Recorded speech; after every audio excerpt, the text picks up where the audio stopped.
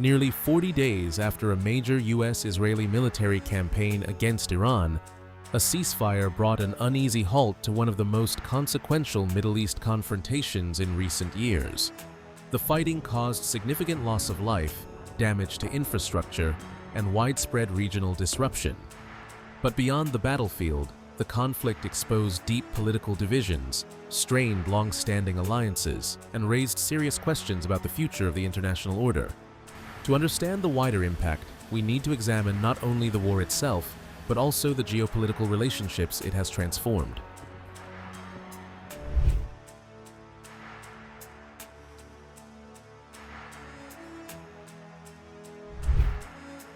Iran's leaders often frame contemporary conflicts through the lens of history.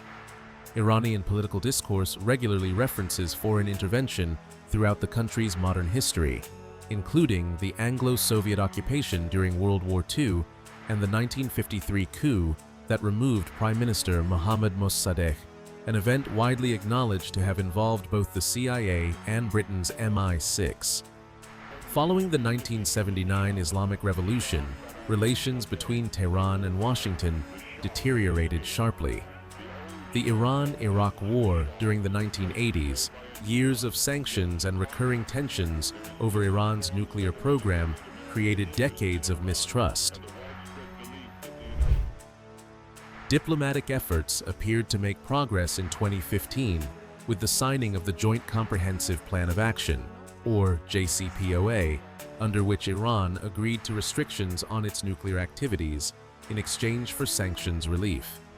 However, in 2018, President Donald Trump withdrew the United States from the agreement and reinstated sanctions. Efforts to revive negotiations over subsequent years achieved only limited success. When conflict eventually erupted, many Iranian officials argued that diplomacy had failed and that military confrontation had become unavoidable. Western governments, meanwhile, maintained that Iran's regional activities and nuclear ambitions remained a serious security concern.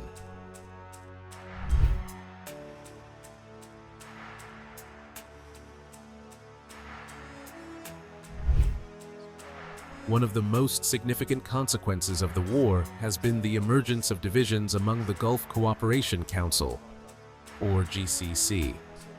The GCC is often viewed as a unified bloc consisting of Saudi Arabia, the United Arab Emirates, Qatar, Kuwait, Bahrain, and Oman. The conflict demonstrated that this perception may oversimplify reality. Several Gulf states host American military facilities that have long been central to U.S. operations in the region. As military strikes were launched and retaliatory attacks followed, these bases became focal points of regional tension. While some governments maintained strong security cooperation with Washington, others prioritized diplomatic engagement and de-escalation. Saudi Arabia sought to balance its strategic partnership with the United States against its desire for regional stability, particularly as it pursues major economic transformation projects under Vision 2030. Qatar continued advocating dialogue and mediation. Oman preserved its long-standing reputation as a neutral intermediary and maintained communication channels with all sides throughout the conflict. Bahrain and the UAE, meanwhile, remained among Washington's closest regional partners. The result has been a growing divergence in strategic priorities. Some Gulf governments see Iran primarily as a security challenge.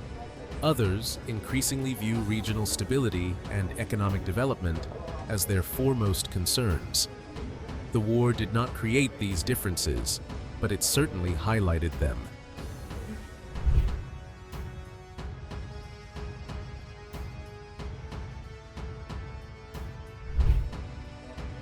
For decades, Gulf states relied heavily on American security guarantees.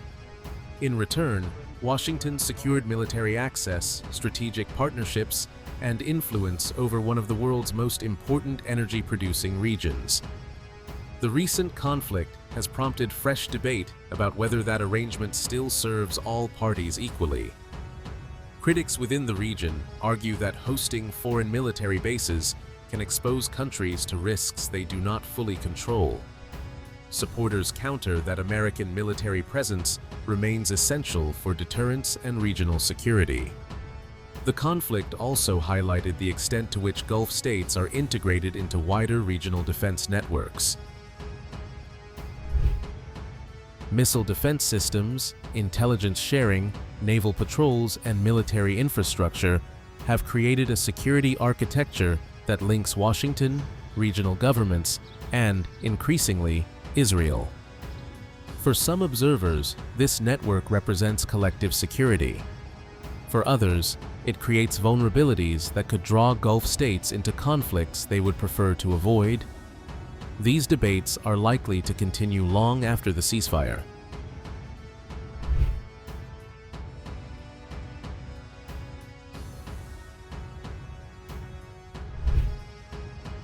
The conflict also exposed growing tensions between Europe and the United States. European governments were largely spectators rather than participants in decisions leading up to the military campaign. This frustration comes on top of several years of disagreement over issues ranging from Ukraine to trade disputes and broader questions about transatlantic burden sharing.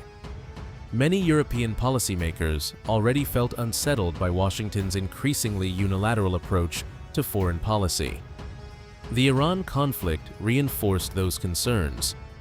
Britain attempted to maintain its traditional role as a bridge between Europe and the United States, but faced criticism from multiple directions. France advocated a stronger diplomatic response and greater strategic autonomy for Europe. Spain adopted one of the most restrictive positions regarding military support. Germany focused heavily on legal and international law questions surrounding the conflict. Although European governments differed in their specific responses, many shared concerns about being excluded from key decisions while still facing the economic and security consequences.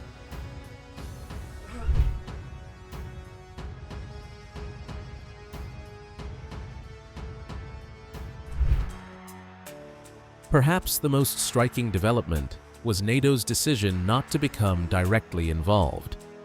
Alliance officials argued that NATO's collective defense commitments apply when member states are attacked, not when they initiate military action. This distinction became a major source of disagreement between Washington and several European capitals. President Trump responded with renewed criticism of European allies, questioning whether NATO continued to serve American interests in its current form. These comments reignited a debate that has been simmering for years. Should NATO remain focused primarily on European defense, or should it evolve into a broader instrument supporting American global strategy? The Iran conflict did not answer those questions, but it ensured that they can no longer be ignored.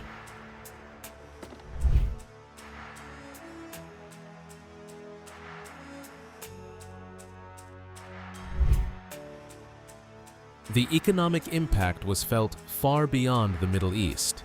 Markets reacted sharply to concerns over energy supplies and maritime security.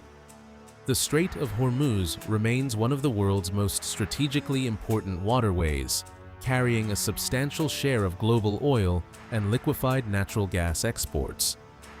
Any disruption to traffic through the strait immediately affects global energy markets. European countries proved particularly vulnerable because many had become increasingly dependent on Gulf energy supplies after reducing imports from Russia. Rising energy costs, supply uncertainty, and shipping disruptions added new pressures to economies already facing multiple challenges.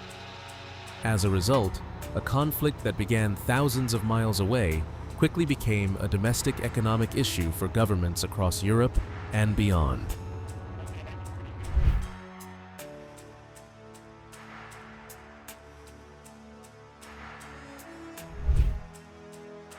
Beyond the West, major powers closely monitored the conflict's implications. Russia criticized the military campaign while also viewing American distraction from other theaters as potentially advantageous.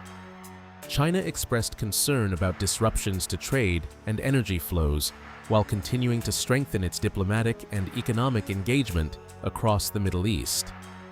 Both countries have increasingly positioned themselves as alternatives to US-led international structures. Meanwhile, governments throughout Asia, Africa, and Latin America watched closely, assessing what the conflict might reveal about the balance of power in a changing world.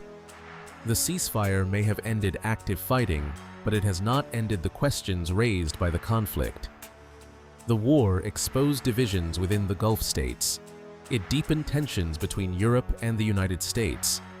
It reignited debates about NATO's future, and it accelerated broader discussions about the emerging global balance of power.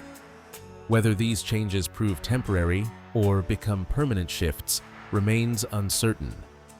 What is clear is that the consequences of this conflict extend far beyond Iran, Israel, or the United States. The battle may be over for now. The geopolitical fallout is only beginning.